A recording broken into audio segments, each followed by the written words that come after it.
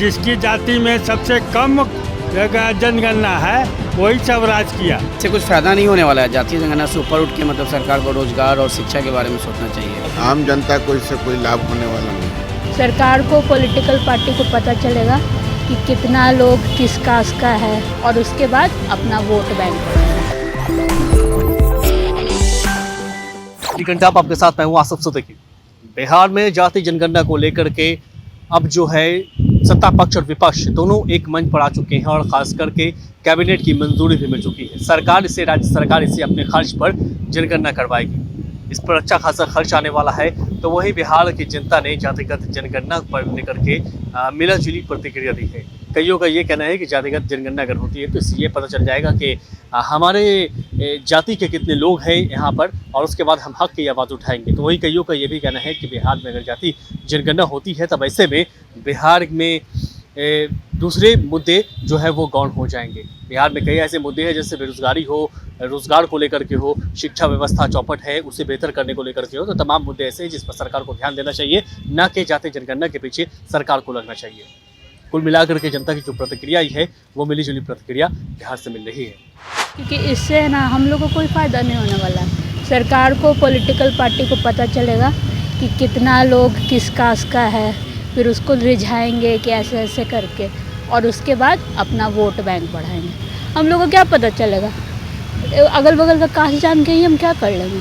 कोई फ़ायदा नहीं है उससे, बस पैसा बर्बाद हो रहा है। अगर ऐसे नॉर्मल जनगणना होता तो बहुत फ़ायदा होता है। इससे हमको नहीं लगता कि कोई फ़ायदा है। इतना मत है, 4 जाति के लोग अभी तक राज्य किया, भूमियार, पंडित, लालाजी और ब्राह्मण। जिसकी जाति में सबसे कम जनगणना है वही सब राज किया। अब जो है तो कोई भी जाति, मुसहर, दुसाध, महतो, यादव, ये सबको पता चलेगा कि हमारी आबादी कितनी है और हमारा कितना होना चाहिए।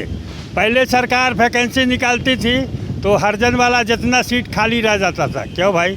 तो उसका पहुंच उतना नहीं था कि जितना भूमियार फॉरवर्ड पार्टी था तो सब अब अपना अपना सीट भर लेता था और हरजन को छोड़ देता था। पढ़ा लिखा भी है तो उतना पहुंच नहीं होता था कि उसको भरे। अब तो अपना हक के लिए, जज के लिए भी कि भैया हमरो आरक्षण होना चाहिए। हम भी अब माने पढ़े लिखे हैं कोई, क्योंकि पढ़ा लिखा आदमी जो पहले से पढ़ा लिखा, जो 4 जाति में एक जाति खास करके भूमियार जो है तो नीचे वाला को उठने नहीं दिया। लेकिन अब सब पढ़ रहा है तो जो पढ़ रहा है तो उसको ज्ञान हो रहा है तो अपना हक के लिए लड़ भी रहा है। तो इसलिए जाति जनगणना होना बड़ी ज़रूरी था। लेकिन कुछ ये जो 4 जाति वाला आज भी बीजेपी वाला में है कि वो लोग नहीं चाहता था कि साला उन लोग को जानकारी हो कि फलाना जात इतना है। इसलिए अब मजबूरी हो गया कि साला हमरा नीतीशवा चल जाएगा ललुआ में तो हमरा कुर्सी चल जाएगा। इसलिए कही कि ना चलो भाई जो कह रहा है नीतीश कुमार से मान लो, समझ गया ना तो ये लोग किसी हालत में नहीं होने देता जाति जनगणना। विरोध तो करबे किया ना, पूरा पुरकस विरोध किया। इससे कुछ फ़ायदा नहीं होने वाला है। जातीय जनगणना से ऊपर उठ के मतलब सरकार को रोजगार और शिक्षा के बारे में सोचना चाहिए, तब एक देश का अच्छा से विकास हो पाएगा। सबको एक समूह में आके अगर एक चीज़ के लिए आगे बढ़ेंगे तो भी आगे देश आगे बढ़ पाएगा। जनता के टैक्स के पैसे से ये जनगणना हो? नहीं, वो तो टैक्स से होता ही, लेकिन कहने का मतलब है कि उसमें सब कोई पॉलिटिकल पार्टी का अपना फ़ायदा देखेगा, नुकसान तो क्या होगा। मैंने कहा जो भी जिसका भी सरकार है वो जनता के लिए काम करना चाहिए, तभी एक अच्छे मतलब जो भी देश का निर्माण है वो हो पाएगा। तो ये जाति जनगणना जो हो रहा है जनता के लिए नहीं हो रहा है? नहीं हो रहा है, वो उसमें पैसा खर्च हो रहा है, लेकिन उस पर अगर शिक्षा पर ज़्यादा पैसा खर्च किया तो ज़्यादा अच्छा होगा। रोज़गार, जॉब लगेगा, उसमें क्राइम भी कम होगा, आपका लोग का जो भी स्कूल जाना सीखेंगे लोग, अच्छा मतलब कुछ ना कुछ रोज़गार होगा तो परिवार का भी इसमें आगे बढ़ोतरी होगा। वाला नहीं है, और उस पर जो 500 करोड़ रुपया व्यय होने की बात आ रही है, ये भी फिजूल खर्ची है और खाने पीने का एक जरिया है।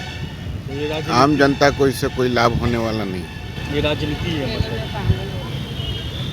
इसको जो कहिए आम जनता को फ़ायदा होने वाला नहीं है ना, सिवाय नुकसान के। इसमें कोई फ़ायदे की बात नहीं। ये जो सरकार का ये सोचना है को सही काम करे। जातीय जनगणना जो हो रहा है ये तो बात सही है।